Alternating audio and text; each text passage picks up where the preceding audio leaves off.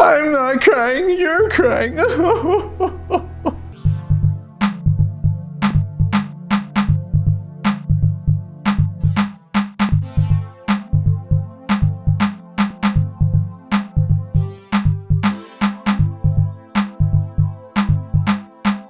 Man, what an episode. Really quick, I just want to address the ending of the last episode. Joel, Tess, and Ellie, they make it to the Capitol building. And in my last video, I talked about that kiss of death. So pretty much one of the infected shows up because a whole horde of them are there. And one of them just kind of looks at Tess, who's trying to sacrifice herself so that Ellie and Joel can move on. And it was just super creepy, because he just comes up to her and kisses her. I just wanted to quickly address that because I'm gonna pretty much go into full spoiler territory going forward. So if you haven't seen these episodes, it's just gonna be me talking about what happens, why I like it, why I don't like this, that, the other. Stay tuned for that. If you're not watching the show and you're watching this, me of all people, it's kind of weird. You should probably watch the show. The episode starts off with them like some miles away from Boston. If you're Stephen King, it's probably inaccurate, but who cares?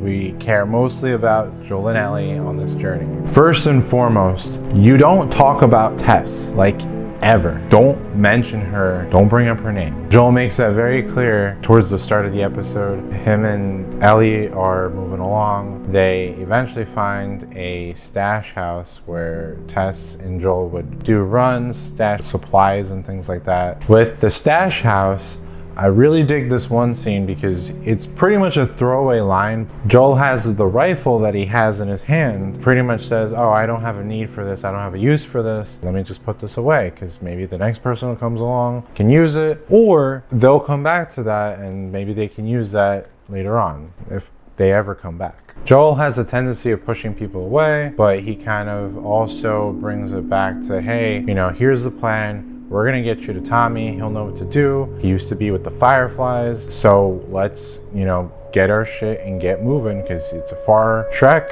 We gotta meet up with Bill because he might be able to help us with a car or a battery or some shit. Let's go. They progress along and they come across Bill's town. Then the show does a flashback, and the flashback takes up the majority of the episode. You pretty much see the life of Bill as the apocalypse started and the next 20 years. That whole thing was probably some of the most beautiful stuff I've seen on television in probably a long time. The story of Bill and Frank is definitely not the same as in the video game. It's wildly different. You never even get to meet Frank, really. They went above and beyond to give them a really solid backstory and a super beautiful relationship, in my opinion. Bill is a doomsday prepper played by Nick Offerman, if you know him from Parks and Recreation. The flashback sequence starts with a day or so after the initial outbreak,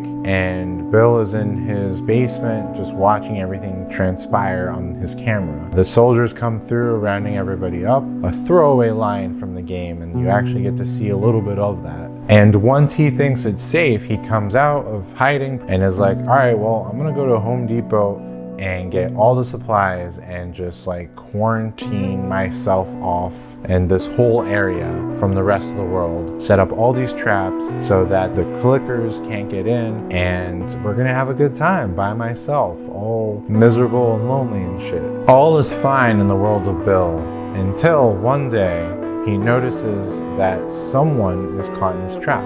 It's actually like a ditch that he dug. I guess there's a few of them. Who's in there but Frank? He says that he's starving, he's trying to get somewhere. The whole time I'm watching that, I'm like, if I was Bill, I wouldn't believe a single second of whatever Frank was spouting. But I guess Bill took some kind of liking. He probably felt bad, whatever. He helps him out. And then from there, the next 20 or so years, it's like, all right, we're gonna have probably the best relationship ever. Bill is more of a recluse. He's to himself, probably super paranoid. Then you have Frank here, who just kind of like, in a way, invites himself over to his house. Bill feeds him, he lets him shower. Frank is much more confident person. He opens himself to Bill a little bit and is able to get Bill to open up especially. Like, they pretty much hook up like within hours of meeting each other. And I thought that was pretty funny. From there, it just continues to grow. And then, you know, they have their ups and downs. Like any relationship, it seems like they understand each other. They really went above and beyond in that respect. In the game, you don't even meet Frank. The general census is that Frank probably hated Bill, and Bill is an asshole. To change that up completely and then to really have that kind of representation, since, you know, they're both men, they're together in this crazy world, they are finding love. And I think that's such a beautiful thing, because it's really important for the show to probably have something like that to show there is hope. You can find someone who will be there for you, to protect you, to support each other. Hint, hint, Joel and Ellie maybe, but not in the same way, of course. You know, she's a child, he's an adult. That would be super, super creepy. What I mean is in a more familial way, as in family. Sometimes you gotta think on that on like a thematic level. It's not always just what's in front of you, there's layers to this shit, especially in the game. And then the show is lining up to be probably even better than the game. However, I will say I do miss the banter between Ellie and Bill, you know, because Bill's such an asshole and Ellie is like, no, I don't take shit from anybody. If there's anything that disappointed me about this episode, we don't get to see Bill now. Their story pretty much ends just before Joel and Ellie show up. They go through the motions. One day you see them and I think it's caught up with the present time pretty much. And they're very old. They've got gray hair, but they're still trekking on. Frank has some kind of debilitating disease. He's in a wheelchair. And one day Frank tells Bill, hey, you know, I lived a good life. It's about time, buddy. Old pal. Bill is not having any of this. He is understandably upset. He's in love with him. Frank showed him how to open up. Frank made him feel fear. He says it in the episode. Bill says it. Hey, before you, I wasn't afraid of anything.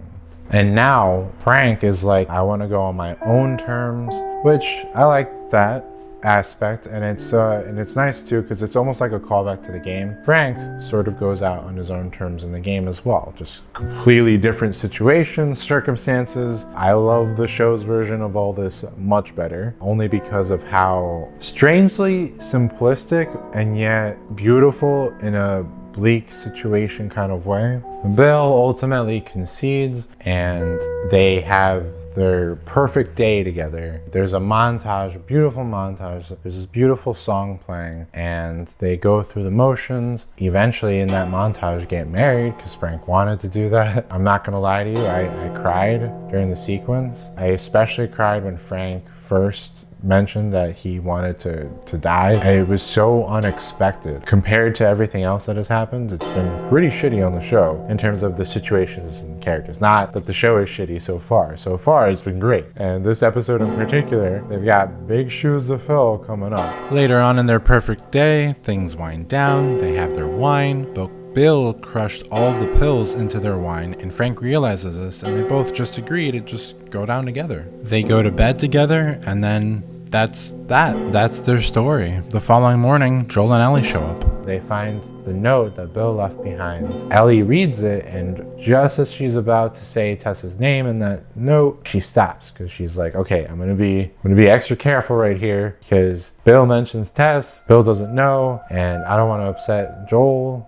At least it seems that way. She just kind of stops, kind of freezes up and is like, all right, well, here, you read this because this is for you anyway. So Joel reads it. Bill pretty much says, hey, you know, take care of Tess, do what you got to do. There's a working car, take it, please. Leave us be, you know, we're in the bedroom. We left the window open so that it wouldn't smell. Telling Joel that, hey, we committed suicide together. Part of me was curious that one of them would stumble upon them and then we get to see that, but it's much better that we don't. I do love the shot that they had at the end. It's in the room that they're in, but you don't see them. It just shows the view outside the window and you just see Joel and Ellie. I really like that shot. It was such a nice way to end that moment. Wonderful, beautiful performances. Murray Bartlett as Frank, big standout, very confident man, knows what he wants, just pretty much outs and says it. Bill, very reserved, very cold,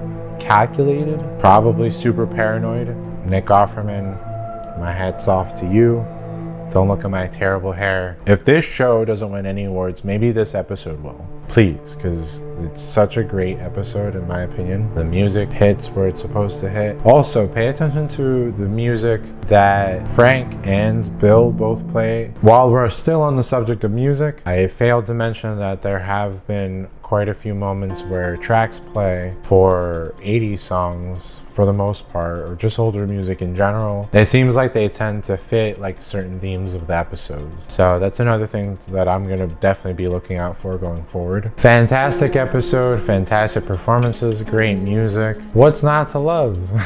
Like I mentioned before, I was a bit disappointed to not see Bill in the present time. In the game, they come across the high school and there's like a whole horde of clickers in there, including a bloater. Think of like a heavily armored clicker, and they can chuck these spore bombs at you and they're just completely blind and grotesque, but they're like huge and powerful and they can probably one-hit kill you. It's pretty much a boss in the game. I don't know how that would translate in live action in a TV show or a movie, but I really do hope that they show the different types of clickers going forward, including the bloater, because I think they could probably do some really cool stuff and creepy and crazy shit with that. Even if it's nothing like the game, like there could be a scenario, hopefully maybe, where it's like they have to tread through this area super carefully, super quietly, because there's literally a bloater just hanging out ready to mess them up. Hopefully the CGI and makeup